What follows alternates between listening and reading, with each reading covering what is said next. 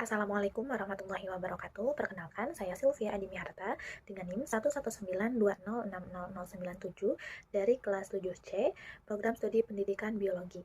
Kepada yang terhormat, Ibu Dr. Hajah Tuti Kurniati MPD dan Ibu Dr. Triwahyu Agustina MPD selaku dosen pengampu dari mata kuliah Seminar Pendidikan Biologi. Pada kesempatan kali ini, saya akan mempresentasikan proposal penelitian yang sudah saya rancang, yakni berjudul Pengaruh Model Pembelajaran Kreatif Problem Solving berbantu media Quizwizzer terhadap keterampilan berpikir kritis siswa pada materi sistem ekskresi.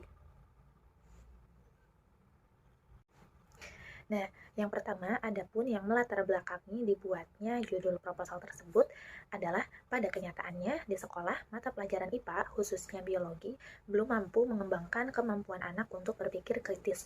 Nah, karena model pembelajaran yang digunakan oleh guru ini cenderung belum maksimal, sehingga masih banyak pula guru di kelas yang mengajarkan IPA menggunakan pembelajaran yang berpusat pada guru itu sendiri atau teacher center yang sering juga disebut sebagai pembelajaran konvensional. Nah, pembelajaran seperti ini membuat siswa bersikap pasif dan upaya penyampaian pengetahuan dari guru kepada siswa itu cenderung disampaikan secara lisan, sehingga dalam hal ini guru sebagai sumber informasi berperan aktif dalam proses pembelajaran, sedangkan siswa sebagai objek yang sifatnya pasif hanya mendengarkan dan menghafal pengetahuan yang ditransfer oleh gurunya.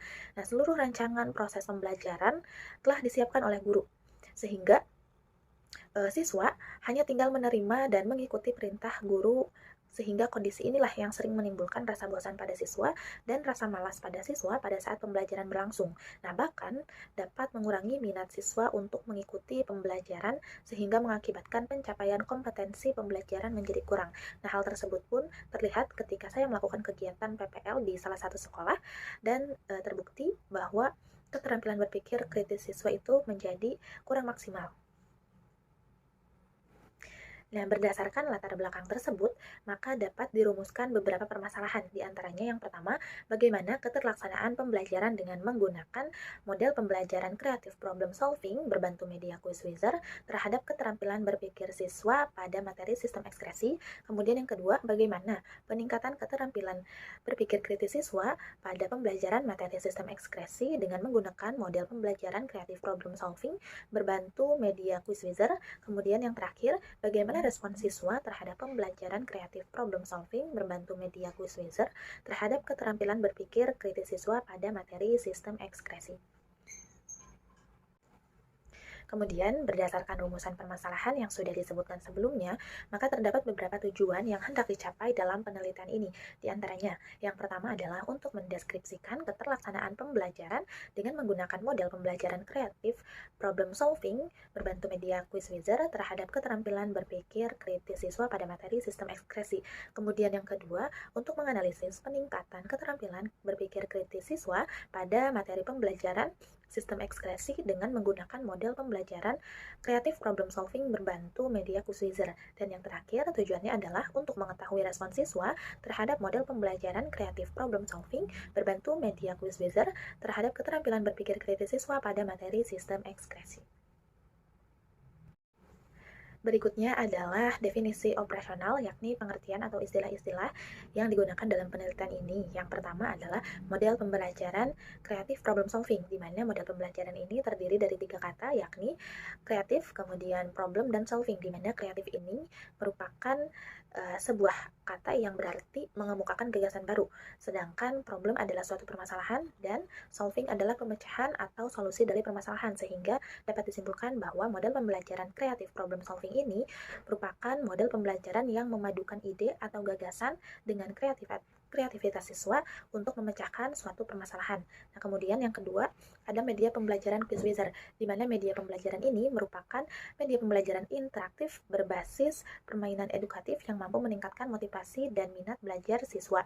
Nah, ada banyak sekali template dalam media tersebut sehingga dapat menarik perhatian siswa untuk mengikuti pembelajaran pada saat pembelajaran berlangsung. Kemudian yang ketiga ada keterampilan berpikir kritis siswa, di mana keterampilan ini merupakan kemampuan yang dimiliki oleh siswa dalam menerima dan menganalisis ilmu pengetahuan secara kritis untuk kemudian diolah melalui informasi yang didapat secara baik sehingga dapat membangun pola pikir serta mengambil keputusan secara rasional dan memecahkan suatu permasalahan yang bermuatan nilai sains berdasarkan tes awal dan tes akhir nantinya. Dan yang terakhir di sini ada materi sistem ekskresi, di mana materi ini merupakan salah satu pokok materi dari biologi yang membahas tentang pengeluaran zat-zat sisa metabolisme tubuh yang sudah tidak diperlukan lagi. Di antaranya di dalamnya dibahas juga mengenai organ-organ yang berperan, kemudian gangguan-gangguan apa saja yang dapat disebabkan oleh sistem ekskresi ini. Selanjutnya ada kerangka berpikir, diawali dari analisis kurikulum 2013, kemudian dilanjutkan dengan analisis kompetensi inti, dan analisis keterampilan dasar tentunya pada materi sistem ekskresi, di mana keterampilan dasar atau KD yang digunakan adalah KD 3.9, yakni menganalisis hubungan antara struktur jaringan penyusun organ pada sistem ekskresi dalam kaitannya dengan bioproses dan gangguan fungsi yang dapat terjadi pada sistem ekskresi manusia. Kemudian selanjutnya pembelajaran sistem ekskresi. Nah, dibagi menjadi dua kelas.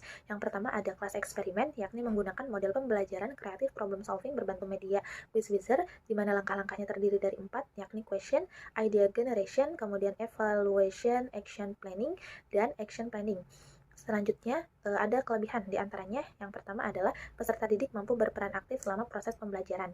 Nah, sedangkan kelas yang kedua yakni kelas kontrol, di mana pembelajarannya menggunakan model pembelajaran discovery learning berbantu media Quizizzer. Nah, langkah-langkahnya ada 6. Yang pertama ada simulation, kemudian problem statement, dilanjutkan dengan data collection, selanjutnya data processing, verification, dan generalization. Nah, adapun salah satu kelebihannya adalah dapat melatih peserta didik belajar secara mandiri. Kemudian setelah itu didapatlah indikator keterampilan berpikir kritis, di mana diantaranya adalah klasifikasi dasar, kemudian membentuk keterampilan dasar, selanjutnya menyimpulkan, kemudian membuat klarifikasi lanjut, setelah itu menyusun taktik serta strategi, dan yang terakhir yakni analisis keterampilan berpikir kritis. Kemudian berdasarkan sumber dari beberapa literatur, terdapat penelitian yang relevan terkait dengan penelitian yang akan saya rancang. Yang pertama itu adalah penelitian yang ditulis oleh Nikmatul Fitriah, Sulvia Aprilia Haryani, dan Kamalia Fikri pada tahun 2015 yang berjudul Pengaruh Model Pembelajaran Kreatif Problem Solving dengan Mind Mapping terhadap kemampuan berpikir kreatif dan hasil belajar IPA Biologi. Nah, hasil penelitiannya menunjukkan bahwa model pembelajaran kreatif problem solving dengan mind mapping itu dibandingkan dengan model pembelajaran konvensional berbeda sangat signifikan terhadap kemampuan pembelajaran kreatif siswa. Nah, di sini penelitiannya pada kelas 7 SMP di Jember. Kemudian penelitian yang relevan selanjutnya itu ada penelitian yang ditulis oleh Nur Fahrisa dan Parmin pada tahun 2022 dengan judul Creative Problem Solving, Learning to Improve Ability and Student Critical and Creative Thinking on Science Material. Nah, hasil penelitiannya menunjukkan bahwa model pembelajaran efektif untuk meningkatkan kemampuan berpikir kritis siswa dengan hasil tes pada skor pretest dan posttest itu meningkat. Kemudian selanjutnya ada metodologi penelitian. Nah, metodologi penelitian yang pertama ada metode dan desain penelitian, di mana penelitian ini merupakan jenis kuasi eksperimen dengan desain penelitian yakni non-equivalent control group design. Kemudian jenis dan sumber datanya. Jenis datanya adalah data kuantitatif, sumber datanya data primer dan data sekunder, di mana data primer ini diperoleh dari hasil penelitian terhadap siswa kelas 11 SMAN di salah satu kota Bandung, sedangkan data sekundernya diperoleh dari literatur hasil penelitian yang sudah dilakukan sebelumnya, baik itu dari jurnal maupun sumber yang lain. Kemudian populasi dan sampel. Populasi dan sampelnya populasinya seluruh siswa kelas 11 MIPA SMA di salah satu kota Bandung, sedangkan untuk sampelnya adalah terdiri dari dua kelas, yakni kelas kontrol dan kelas eksperimen yang direkomendasikan oleh guru di sekolah tersebut. Kemudian instrumen penelitiannya terdapat ada juga lembar observasi, kemudian tes dan angket. Selanjutnya, analisis instrumen itu terdiri dari beberapa uji, diantaranya ada uji validitas, kemudian uji reliabilitas, selanjutnya tingkat kesukaran dan daya pembeda, dan yang terakhir analisis data penelitian menggunakan uji normalitas, kemudian uji homogenitas, selanjutnya menggunakan uji T jika hasil datanya normal, dan jika hasil datanya tidak normal menggunakan uji Mann-Whitney. Nah, untuk selanjutnya, di sini terdapat prosedur penelitian yang diawali dari studi pendahuluan, yakni identifikasi masalah dan merumuskan hipotesis. Kemudian dilanjutkan analisis kurikulum 2013 yang terdiri dari analisis kompetensi inti, kemudian analisis keterampilan dasar dari materi sistem ekskresi. Selanjutnya, penyusunan instrumen, di mana instrumen ini terdiri dari RPP, kemudian soal tes, lembar observasi, lembar angket, dan respon siswa. Yang selanjutnya kemudian mengadakan revisi instrumen penelitian, kemudian uji coba instrumen penelitian, dan kemudian mengadakan pretest atau tes awal yang diujikan kepada kelas eksperimen dan kelas kontrol. Nah, setelah itu juga diadakan sebaran angket. Kemudian untuk selanjutnya mengadakan post-test atau tes akhir. Dan setelah itu analisis pengelolaan data, dan yang terakhir adalah kesimpulan dan pemberian saran. Nah, demikian presentasi yang dapat saya sampaikan. Mohon maaf atas segala kekurangannya. Terima kasih atas perhatiannya. Wassalamualaikum warahmatullahi wabarakatuh.